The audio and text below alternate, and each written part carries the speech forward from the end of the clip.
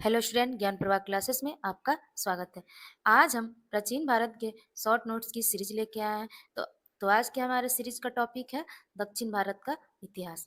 हमने मध्यकालीन भारत और आधुनिक भारत के इस सीरीज का फुल वीडियो अपने चैनल पे अपलोड कर रखा है। अगर आप लोग उसे देखना चाहते हैं तो हमारे चैनल पे जाके उसे देख सकते हैं। हमारे आने वाले एग्जाम के लिए बहुत ही महत्वपूर्ण सीरीज है। अगर आप लोगों को मेरी वीडियो अच्छी लगे तो लाइक कर दीजिएगा और चैनल को ज्वाइन कर लीजिएगा कि हमारे आने वाले नेक्स्ट वीडियो का नोटिफिकेशन आप तक पहुंच सके। तो चलिए हम टॉपिक की शुरुआत करते हैं।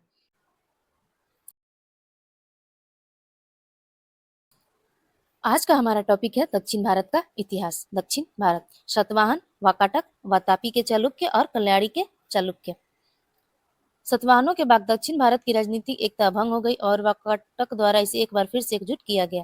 6ठी सदी ईस्वी से लगभग 300 वर्षों तक दक्षिण भारत का इतिहास मुख्यतः दो शक्तियों वातापी के चालुक्य एवं कांची के पल्लव के बीच संघर्ष का इतिहास है। इन दोनों के बीच संघर्ष का मुख्य कारण तुंगभद्रा द्वीप या रायचूर द्वीप पर कब्जा था। आगे चलकर चोल एवं राष्ट्रकूट तथा फिर विजयनगर एवं बहमनी के बीच संघर्ष के लिए यही क्षेत्र कारण था। अब हम पढ़ेंगे के चालुक्य, जिसे हम बदामी भी बोलते हैं। इसके संस्थापक जय सिंह से थे।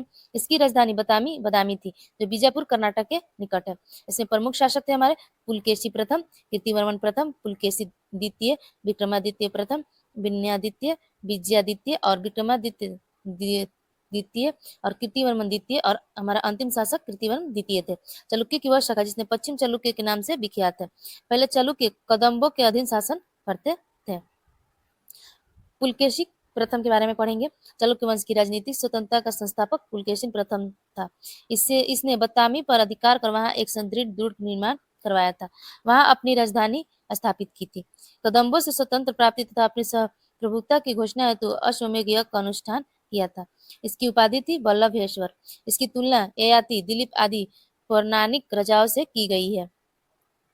कीर्तिवर्मन प्रथम, इसने अपनी राजधानी वातापी को सुंदर मंदिरों और भवनों से सजाया, इसलिए इसे वातापी का प्रथम निर्माता कहा जाता है। पुलकेशी द्वितीय, पुलकेशी द्वितीय ने इस वंश का सर्वाधिक शक्तिशाली राजा था।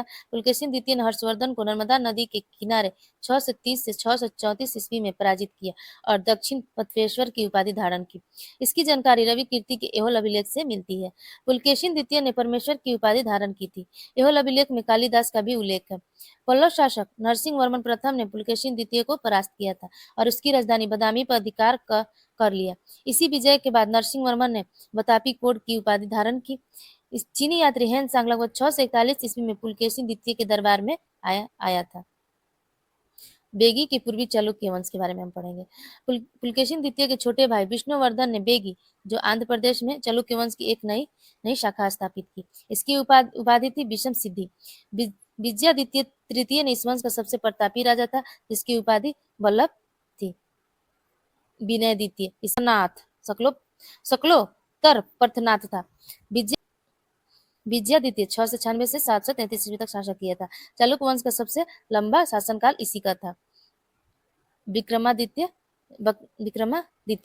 इसी के समय दक्षिण भारत में अरबों का आक्रमण हुआ। इसी आक्रमण का मुकाबला विक्रमादित्य का भतीजा पुलकेशी ने किया। इसी अभिमान की सफलता पर विक्रमादित्य ने उसे औनी जनाश्रय की उपाधि प्रदान की थी।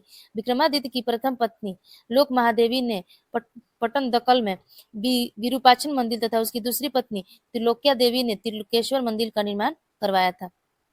कीर्तिवर्मन द्वितीय यह चालुक्य वंश का अंतिम शासक था और कीर्तिवर्मन के समान दंतिदुर्ग ने इसे परास्त कर एक नए वंश राष्ट्रकूट वंश की स्थापना की थी। अब हम राष्ट्रकूट के बारे में पढ़ेंगे। राष्ट्रकूट का उत्थान वातापी के चालुक्य स्थान पर हुआ था तथा इसका अंत भी चालुक्यों की एक शाखा कल्याणी के चालुक्य द्वारा किया गया है। इसके संस्थापक थे दंतिदुर्ग। इसकी राजधानी थी मान्यखेत। इसके प्रमुख शासक थे कृष्ण प्रथम, गोविंद तृतीय, अमोघवर्ष, कृष्ण द्वितीय और इंद्र तृतीय एवं कृष्ण तृतीय।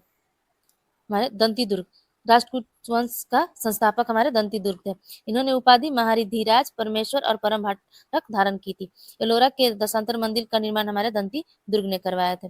कृष्ण प्रथम, दंतिदुर्ग के पश्चात इसका चाचा कृष्ण प्रथम राजा बना। एलोरा के कैलाश मंदिर का निर्माण कृष्ण प्रथम ने करवाया था। ध्रुव राष्ट्रकूट वंश का पहला शासक था जिसने कन्नौज पर अधिकार करने हेतु त्रिपक्षीय संघर्ष में भाग लिया था। हमारे ध्रुव थे। गोविंद तृतीय यह राष्ट्रकूट वंश का सर्वश्रेष्ठ शासक था। उसका समय राष्ट्रकूट शक्ति के विकास का स्वर्ण काल था।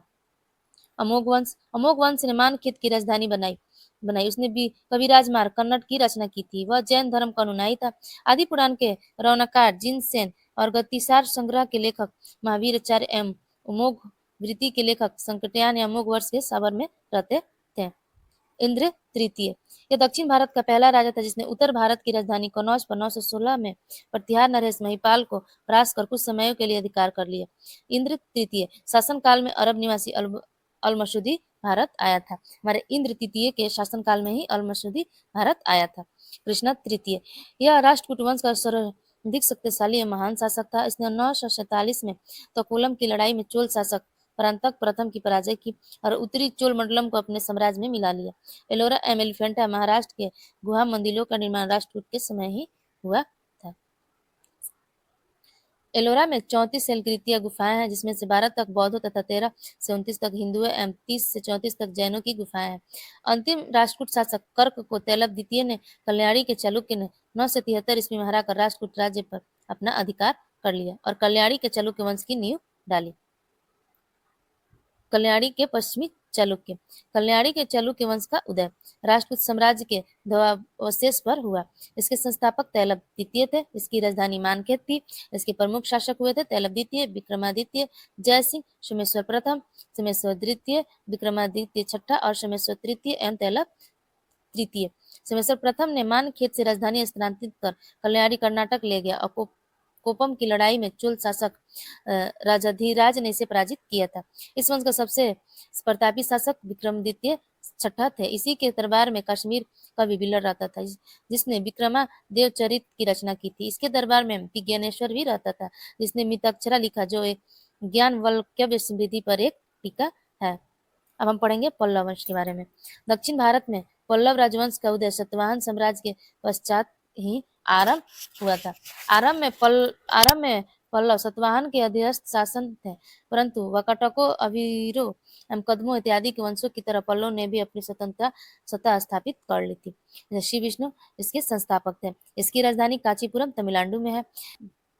किराता जूर्नियम का लेखक भारवी श्री विष्णु के दरबार में रहता था। इसकी उपाधि अवनी सिंह थी। अधिराण मंदिर का निर्माण हमारे श्री विष्णु ने करवाया था जो अभी मम्मलपुरम में है। महेंद्र वर्मन प्रथम श्री विष्णु का पुत्र और उसका उत्तराधिकारी था महेंद्र प्रथम। इसी के समय में पल्लव चालुक्य का संघर्ष हुआ। मत विलास प्रहर्ष का रचयिता हमारे महेंद्र प्रथम है। नरसिंह वर्म प्रथम महाबलीपुरम के 51 रथों का निर्माण एवं रथ मंदिरों की संख्या 7 है। इस चालुक्य शासक पुलकेशिन द्वितीय को पराजित किया और वतापी कोट की उपाधि धारण की। अन्य इनकी उपाधि थी महामल्लम। हेनसांग ने इसी के समय कांची की यात्रा की थी। परमेश्वर वर्मन प्रथम उपाधि लोकादित्य, एकमल, रणजय, अत्यंत काम, उग्रदंड और गुड़भाजन। मल्लमपुरम में गणेश मंदिर का निर्माण हमारे परमेश्वर वर्मन प्रथम ने करवाया था और ये शैव मत अनुयायी थे। नरसिंह वर्मन द्वितीय अरबों के आक्रमण के समय पल्लव का शासक नरसिंह वर्मन द्वितीय था। उपाधि राजा सिंह, राजाओं में सिंह, आगम प्रिय, शास्त्रों का प्रेमी और शंकर भक्त, शिव का उपासक था।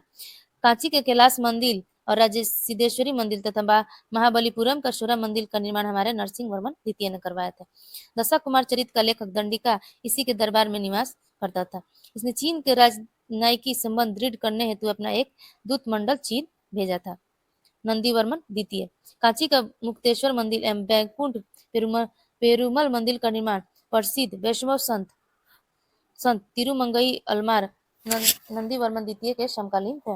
नंदीवर्मन तृतीय इसके दरबार में तमिल भाषा का प्रसिद्ध कवि संत पेरुवेदनार निवास रहता था। इसने भारत वेदना नामक ग्रंथ की रचना की थी।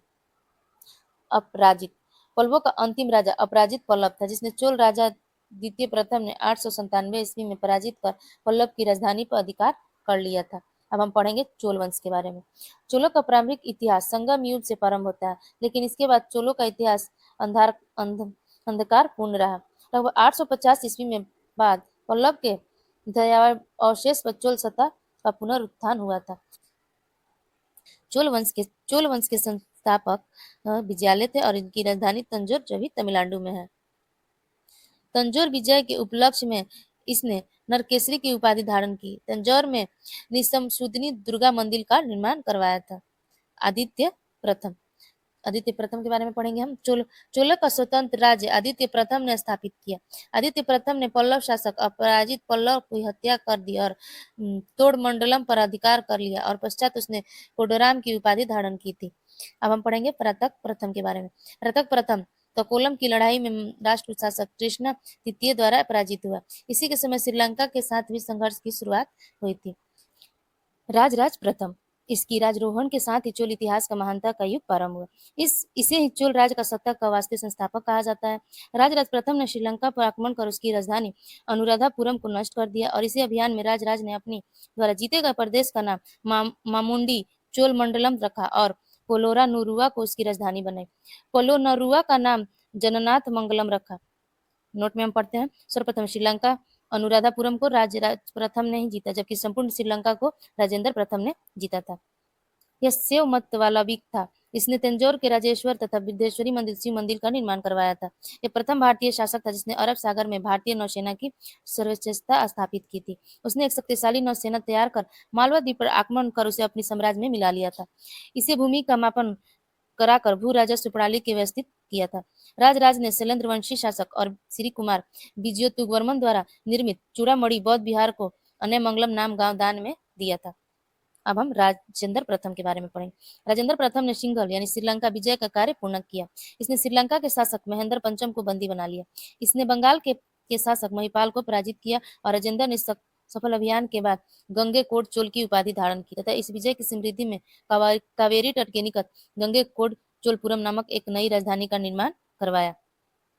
राजेंद्र प्रथम ने दक्षिण पूर्वी एशियाई राज्य कटहाल, जिसकी राजधानी श्री विजय थी और जिसने अंतर्गत मालाया, जावा, सुमात्रा आदि द्वीप समूह थे, उसकी विजय की। वहां के शैलेंद्र वंशी शासक संग्राम विजयोतुगवर्मन को पराजित किया, कर बंदी बना लिया और इसी क्रम में चोल नौसेना अंडमान निकोबार, वर्मा के अराकन एवं पेगार द्वीप पर भी अधिकार कर लिया। इसी प्रकार बंगाल की खाड़ी चोल सेनाओं के लिए एक झील सी बन गई थी। अब हम पढ़ेंगे राजेंद्र तृतीय के बारे में। राजेंद्र तृतीय के बारे में पढ़ते हैं। इसका अंतिम शासक थे। 1279 ईस्वी में पांडे नरेश कुलशेखर ने संपूर्ण चोल मंडल पर अधिकार कर लिया। कालांतर में चोलों के स्थान पर पांडे और होयसल का प्रभुत्व हो गया था। प्रभुत्व राजेंद्र तृतीय ये अंतिम शासक थे। 1279 ईस्वी में पांडे नरेश ने कुलशेखर ने संपूर्ण चोल मंडल पर अधिकार कर लिया था। कालांतर में चोलों के स्थान पर पांडे और होयसलों का प्रभुत्व हो गया। चोल प्रशासन के बारे में जानते हैं। चोलकालीन शासकीय इकाई थी केंद्रीय प्रशासन, जो 6 मंडल था, इसे प्रांत कहते थे। कोटम वलांडू कश्मीरी थी। नाडू जिला अस्थायी सभा या नाटूर या नट्टार। कुर्रम या ग्राम समूह था, जिसे नगरों में व्यापारियों की सभा, जिसे ग्राम। चोल प्रशासन के भाग लेने वाले उच्च अधिकारी पेरू नंदरम, निम्न अधिकारी सेरू नंदरम और स्थानीय स्वशासन चोल प्रशासन की मुख्य विशेषता है। स्थानीय स्वशासन की जानकारी प्रथम के उत्तर मेरु अभिलेख से मिलता है।